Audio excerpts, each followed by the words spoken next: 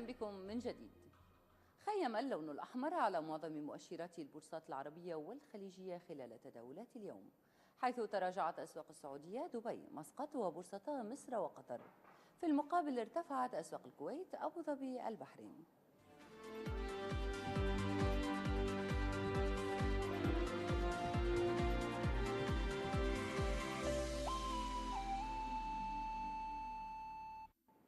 وقعت السوق المالية السعودية تداول مذكرة تفاهم اليوم مع مجموعة بورصة اليابان تهدف إلى تعزيز العلاقات المشتركة بين الطرفين من خلال تبادل الخبرات والمعلومات والعمل على تطوير السوق المالية في البلدين وبناء استراتيجيات مشتركة، إضافة إلى فتح المجال أمام فرص تعاون مشتركة في المستقبل.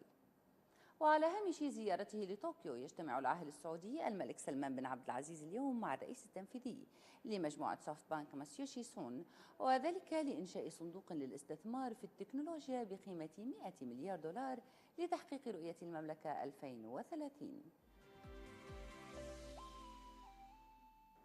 أعلنت شركة الإمارات دبي الوطني لإدارة الأصول اليوم إطلاق صندوق الإمارات للإسلامي للأسهم الهندية بالشراكة مع شركة UTI انترناشونال، وهي إحدى أكبر شركات إدارة الأموال في الهند، وذلك بعد حصولها على موافقة هيئة الأوراق المالية والسلع الإماراتية.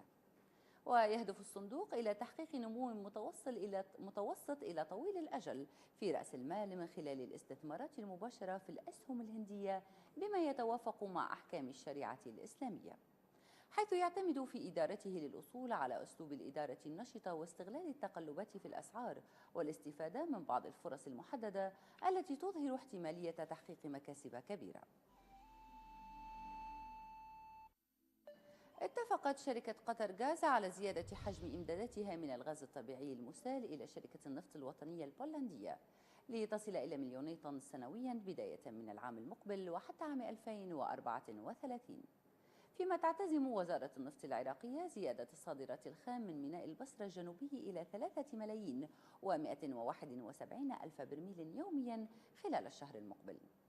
ومن جهتها وافقت شركة روسنفت الروسية على تمديد تعاقدها مع مجموعة ديميرين التركية حتى عام 2020 ومضاعفة إمداداتها من المنتجات النفطية إلى 4,600,000 طن متري خلال السنوات الثلاث المقبلة.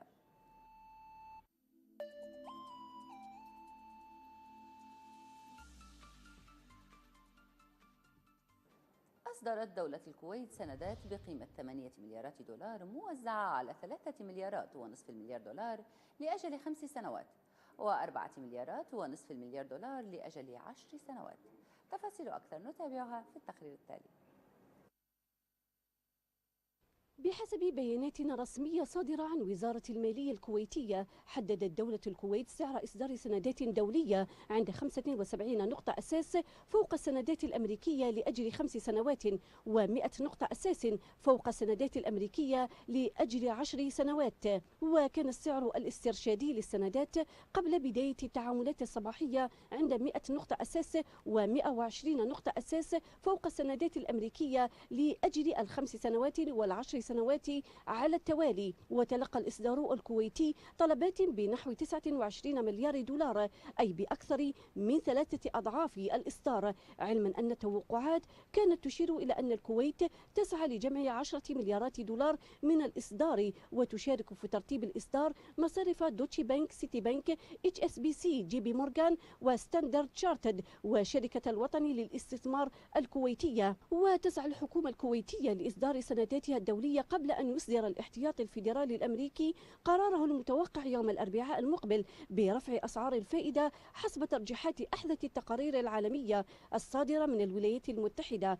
وكانت وكالة فيتش للتصنيف الائتماني العالمية قدرت حجم الاحتياطي العام للكويت بنحو 117 مليار دولار، وتصاعدت وتيرة إصدارات الدين العام منذ إبريل الماضي لتبلغ 8 مليارات ونصف مليار دولار. وتهدف خطوة الحكومة الكويتية لإصدار السندات لرغبتها في التمويل اللازم لتغطية عجز الموازنة العامة وتوفير مبالغ كبيرة لتمويل نفقاتها، بجانب تنفيذ مشروعات البنى التحتية والاستثمار الإنتاجي اللذين يمثلان الركيزة الأساسية لعملية